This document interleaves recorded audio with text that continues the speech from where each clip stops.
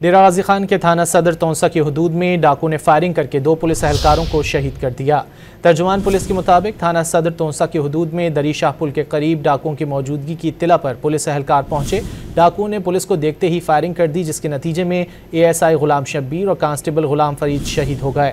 वाक़े की इत्तला मिलते ही DPO Syed Ali, SDPO तौंसा, SHO समेत पुलिस अफसरान और दीगर टीमें मौके पर पहुँच गईं। डेरा गाजी खान के थाना सदर तौंसा की हदूद में डाकू ने फायरिंग करके 2 पुलिस एहलकारों को शहीद कर दिया। तर्जुमान पुलिस के मुताबिक थाना सदर तौंसा की हदूद में दरी शाह पुल के करीब डाकुओं की मौजूदगी की इत्तला पर पुलिस एहलकार पहुंचे। डाकुओं ने पुलिस को देखते ही फायरिंग कर दी, जिसके नतीजे में ASI गुलाम शब्बीर और कांस्टेबल गुलाम फरीद शहीद हो गए। वाक़े की इत्तला मिलते ही DPO Syed Ali, SDPO तौंसा, SHO समेत पुलिस अफसरान और दीगर टीमें मौके पर पहुँच गईं।